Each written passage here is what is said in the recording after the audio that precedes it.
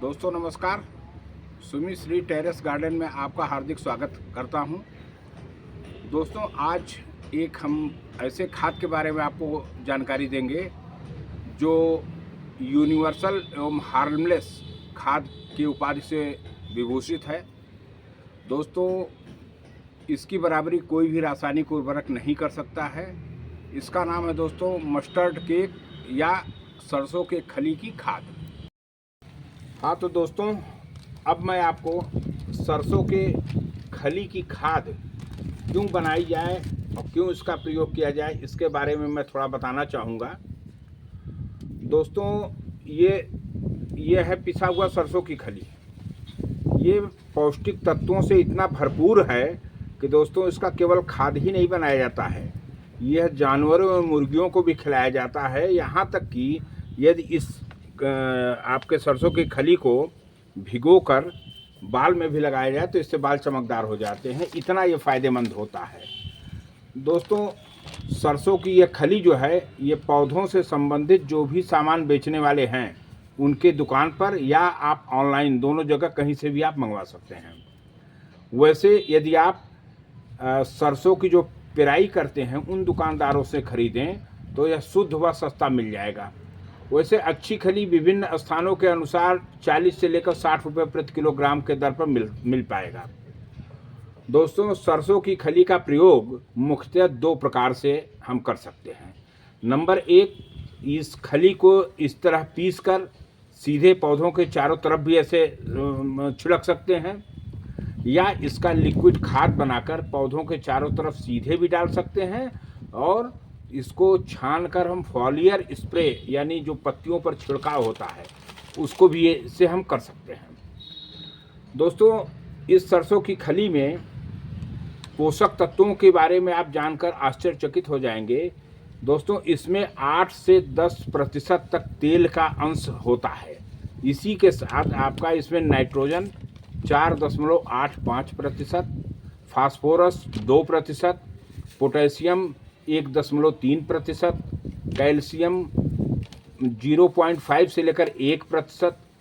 इसके साथ साथ आपको इसमें protein, magnesium, zinc, iron, copper, manganese, sulphur आदि जो सूक्ष्म पोषक तत्व जिनको माइक्रो न्यूट्रिएंट्स कहते हैं वो प्रचुर मात्रा में पाए जाते हैं। इस खली में दोस्तों प्रोटीन जो होता है वो MPC अर्थात मस्टर्ड प्रोटीन कंसंट्रेट के रूप में होता है। इन्हीं सब कारणों से इस सरसों के खली को power house of essential minerals भी कहा जाता है। दोस्तों अब ये सरसों की खली के खाद से पौधों और फसलों को फ़ायदा क्या होता है इसके बारे में भी थोड़ी सी जानकारी मैं आपको देना चाहूँगा। इससे जो है प्रयोग से पौधों की ग्रोथ यानी उसकी बढ़वार बहुत जल्दी होती है। इसके नियमित उपयोग से पौधों में फफूंद वगैरह नहीं लगते हैं या कम लगते हैं। पौधों को कीड़ों मकोड़ों से ये बचाता भी है।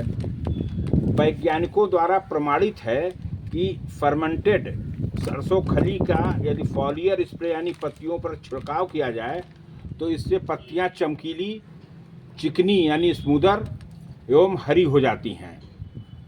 इसके प्रयोग से जो फूल वाले पौधे हैं उसमें फूल बहुत चमकीले हो जाते हैं। गुलाब के फूल काफ़ी बड़े खिलते हैं। गुलाब में तो यह बहुत ही लाभकारी है। यदि मिट्टी में सरसों खली पीस कर मिलाया जाए तो यह फाइटोनेमाटोड्स की सांद्रता यानी कंसंट्रेशन जो है उसको नए सिरे से स्थापित करता है। इसके वजह से जो रोगजनक कारक होते हैं पौधों की जड़ों, तनों एवं फूल को जो खराब करते हैं उनसे रक्षा एवं बचाव होता है। दोस्तों खास तौर पर टमाटर के पौधे के लिए तो ये विशेष लाभकारी है। और आप इसके आगे जो है सरसों की खली में प्रोटीन की मात्रा ज़्यादा होने से जो प्री मैच्योर बड ड्रॉप्स यानी जो आप ये समझिए कि अपरिपक्व एवं समय से पूर्व फूल और कलियां जो है वो गिर जाती हैं पौधों से, उससे फलों के निर्माण में जो अति आवश्यक होता है उसको यह रोकता है। दोस्तों ये सरसों की खली वैसे तो सभी प्रकार के फल फूल सब्जियों में बेहद फ़ायदेमंद होता है, परंतु जो फल हैं, जैसे फलों में आप आम, नींबू, संतरा, अमरूद, अनार, केला, अंगूर, नाशपाती और पपीता, इसमें विशेष लाभकारी होता है। बाकी तो सब में होता ही है। सब्जियों में आप ले लें तो ये टमाटर, आलू, बैगन, भिंडी, गाजर, शलजम, मटर, पालक और मेथी, तथा फूलों में विशेषकर गुलाब, चमेली, गेंदा, सूरजमुखी, मोगरा, रजनीगंधा, डेजी, लिली और आर्किड जैसे फूलों के लिए विशेष लाभकारी होता है। दोस्तों, अब इस सरसों की खली से जो हम लिक्विड फर्टिलाइज़र बनाएंगे, उसके लिए कौन कौन सी सामग्री आपको चाहिए जिससे यह खाद जो है बहुत ही पावरफुल हो जाए, उसके लिए मैं आपको सामग्री और मात्रा बताना चाह रहा हूँ। दोस्तों, अब सरसों के खली का लिक्विड खाद कैसे बनाएंगे इसके बारे में मैं बता रहा हूँ, कौन कौन सी सामग्री चाहिए। दोस्तों, मैं आपको 12 लीटर लिक्विड खाद बनाने के बारे में मैं आपको मात्रा बता रहा हूँ। आप कम या ज़्यादा कर सकते हैं इसको, आप अपने पौधे एवं गमले के अनुसार कम या ज़्यादा मात्रा में उसी अनुपात में आप बना सकते हैं। ये 12 लीटर के लिए दोस्तों, सबसे पहले जो सरसों की खली है, यह आपको 12 से लेकर 15 चम्मच यूँ भर के, दोस्तों ऐसे मत भरिएगा, पूरी तरीके से ऐसे भरकर 12 से 15 चम्मच ये सरसों की खली आप एक जगह रख लें। यह आपका 100 से लेकर 150 ग्राम के मात्रा के बीच हो जाएगा। दूसरी चीज़ है दोस्तों, ये है आपका नीम की खली, ये फंगिसाइड वगैरह का काम करता है। तो दोस्तों, इसको भी उसी मात्रा में ठीक से इस तरीके से ऐसे भर भर के 10 से 12 चम्मच आपको लेना है। तो ये आपका करीब करीब 100 से लेकर 150 ग्राम की मात्रा में ये भी हो जाएगा। तीसरी चीज़ दोस्तों लेना है आपको, ये कंपोस्ट, वर्मी कंपोस्ट या गोबर की खाद। आप गोबर की खाद पर ध्यान दीजिएगा दोस्तों, खूब सड़ा होना चाहिए गोबर की खाद। इस गोबर की खाद को करीब ऐसे दोस्तों अपने मुट्ठी से 4 से 5 मुट्ठी, ये दोस्तों कम या ज़्यादा होगा तो नुकसान नहीं करेगा, पूरा भर भर के कम से कम 5 मुट्ठी आप इसको एक जगह कर लेंगे। ये तीसरी सामग्री हुई दोस्तों। इसके बाद चौथी सामग्री है ये इप्सम साल्ट, इसको कहते हैं। ये इप्सम साल्ट या मैग्नीशियम सल्फेट ये होता है दोस्तों। इसको भी इसमें लिक्विड बनाते वक्त जो है आप इसको डालें। यह लगभग 25 ग्राम, यानी 25 ग्राम का मतलब दोस्तों हुआ कि यदि आप ऐसे भर के चम्मच निकालेंगे तो 2.5 चम्मच के लगभग ये 25 ग्राम हो जाएगा दोस्तों। तो ये 2.5 चम्मच ये ले लेना है। पांचवी सामग्री आपको दोस्तों ये ऑर्गेनिक फर्टिलाइज़र ले लेना है। ऑर्गेनिक फर्टिलाइजर, ऑर्गेनिक DAP यानी डाई अमोनियम फास्फेट। ये केमिकल वाला मत लीजिएगा दोस्तों, ये ऑर्गेनिक लीजिएगा तो बहुत बेहतर होगा। यदि ये ऑर्गेनिक ना मिल पावे तो आप केमिकल का भी प्रयोग कर सकते हैं। इसको भी ठीक इसी तरीके से जो है भर भर के 2.5 चम्मच की मात्रा में आपको लेना है। ये हो गया पांचवा। अब आप इसके बाद में छठा सामान जो आप करेंगे दोस्तों वो है, आप जो है आप चूना थोड़ा सा करीब 2 चम्मच की मात्रा में, 12 लीटर के लिए 2 चम्मच। ये दोस्तों ये देख रहे हैं ना, ये चूना है। आपको किसी भी दुकान पे, पान की दुकान पे भी मिल जाएगा। तो ये चूना आपको लेना है, या चूँकि ये यदि कम या ज़्यादा हो जाता है तो पौधों को नुकसान भी कर सकता है, इसलिए दोस्तों इसके जगह पर आप मार्केट से जो है ये कैल्शियम कार्बोनेट का टैबलेट होता है दोस्तों। ये 12 लीटर पानी के लिए, 12 लीटर लिक्विड फर्टिलाइजर खाद के लिए आपको 10 टैबलेट का एक पूरा पत्ता ले लेना है। ये दोस्तों इसमें केवल कैल्शियम भर नहीं पाया जाता है, बल्कि इसमें एक प्रकार से समझिए कि बाकी पौधों के लिए सूक्ष्म पोषक तत्व भी काफ़ी होते हैं। आपके कैल्शियम कार्बोनेट के एक गोली में आपका 1250 mg के लगभग ये होता है।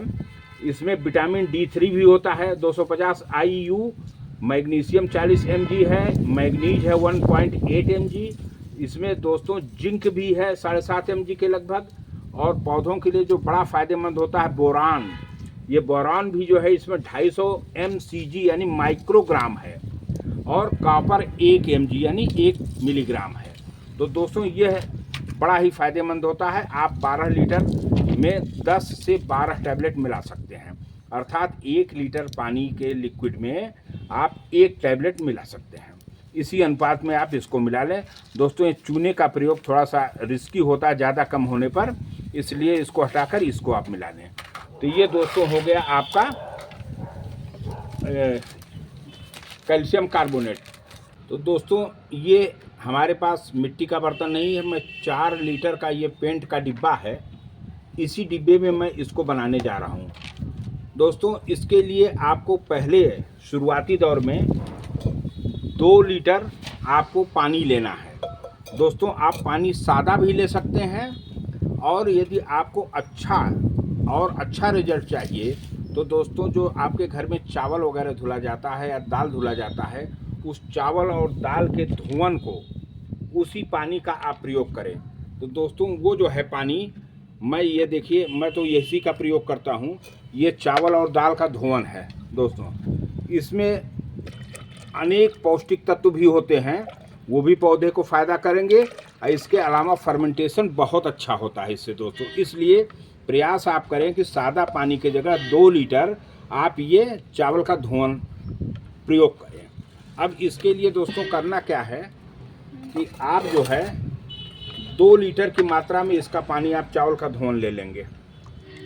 ये दोस्तों नाप के ये 1 लीटर का ये है पात्र, इससे आप 2 लीटर की मात्रा में इसमें पानी ये चावल का धुवन हमने डाल दिया।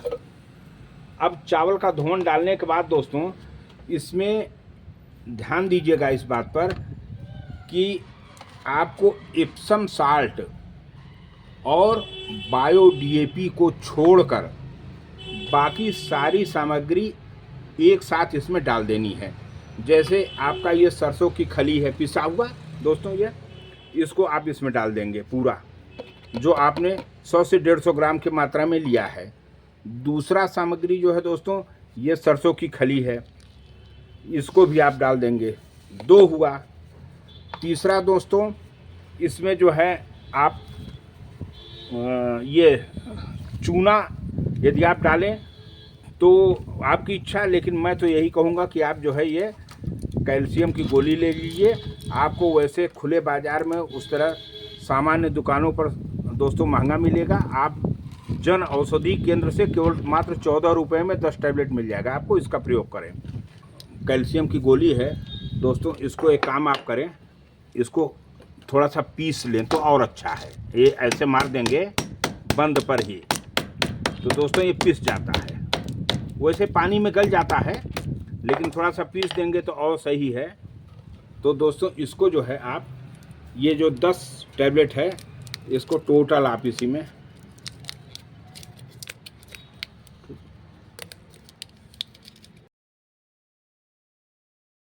दोस्तों, अब ये आपका ये तैयार हो गया। जो 2 लीटर के पानी में हमने इसको चावल के पानी में इसको भिगोना है दोस्तों। अब इसको लकड़ी से या इसी चम्मच से आप चला दीजिए। चलाने के बाद दोस्तों करना क्या है, अब इसमें जो है आप वर्मी कंपोस्ट या गोबर की खाद जो भी आपके पास अवेलेबल हो उसको आपको डालना है दोस्तों। तो आप जो है इसमें 4 से 5 मुट्ठी, यानी दोस्तों देखिए ये 1 मुट्ठी, 2 मुट्ठी,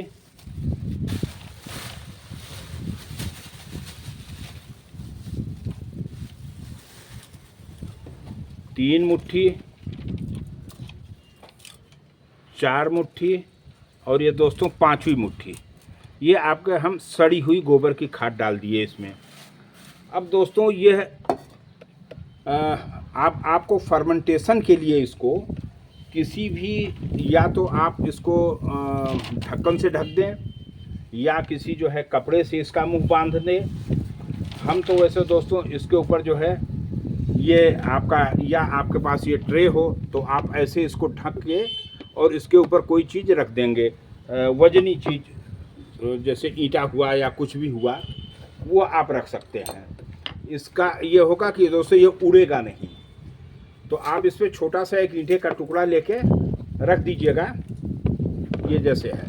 अब इसको दोस्तों ये आपका जाड़े के समय में ये 5 दिन के लिए रखा जाएगा कम से कम, और गर्मी का यदि समय है तो दोस्तों इसको 4 दिन में ये फर्मेंटेशन इसका हो जाएगा। तो इसको अब हम किनारे कर देंगे। ये अब चूँकि समय जाड़ा है दोस्तों, तो 5 दिन के लिए इसको हमने किनारे कर दिया। अब इसके बाद में करना क्या है दोस्तों कि जब आपको ये फर्मेंटेशन के लिए जो आपने इसको रखा है, यदि आपका जाड़ा है तो 5 दिन में ये फर्मेंटेशन होगा।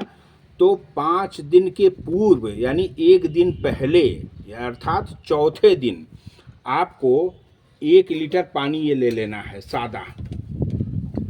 दोस्तों ये अब ये आपका जो है इप्सम साल्ट और बायो डीएपी बाकी है।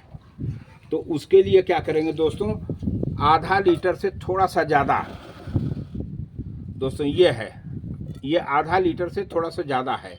इसमें अब आप जो है जब ये 4 दिन बीत जाए फर्मेंटेशन के लिए तो ये बायो डीएपी इसमें 25 ग्राम यानी करीब 2.5 चम्मच इससे ये डाल देना है, प्लस इप्सम साल्ट ये भी 25 ग्राम ये इसके अंदर डाल के और इसको घोल के रख देना है। यह जो है आपको ध्यान दीजिए कि जब ये फर्मेंटेशन का इसका 4 दिन बीत जाए जाड़े में तो 1 दिन पहले यानी 5वें दिन आपको इसको यूज करना है। तो 1 दिन पहले इसको आप एप्सम साल्ट और डीएपी डालेंगे।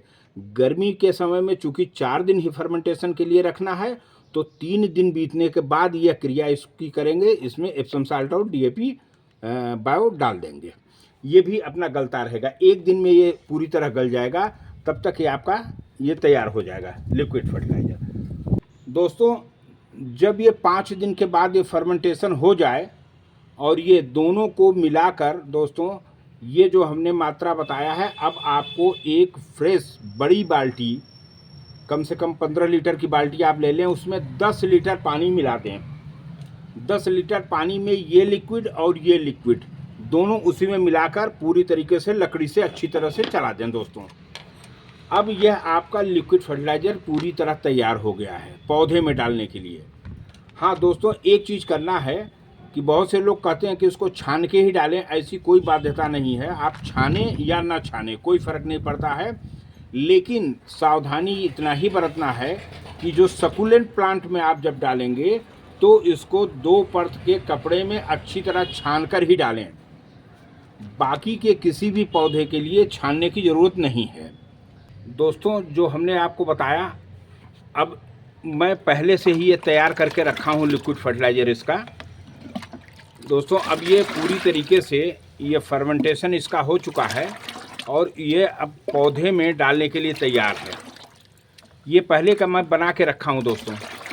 अब इसको जो है आप कैसे डालेंगे, किस किस साइज़ के गमले में कितना पड़ना है, तो दोस्तों इतना ध्यान दें कि ये जो है जो आपके बड़े गमले हों 18 इंच या उससे बड़े हैं तो उसमें दोस्तों करीब करीब 750 ml यानी इतनी मात्रा में आप उसको एक गमले में प्रति गमले में 750 ml डालेंगे 18 इंच हो मुझसे बड़े में। अब यदि आपको मान लीजिए आपका गमला 12 इंच है तो 12 इंच में दोस्तों आपको इसको चलाते रहना है ताकि अंदर बैठे ना। 12 इंच के गमले में दोस्तों करीब आधा लीटर प्रति गमला आपको डालना है।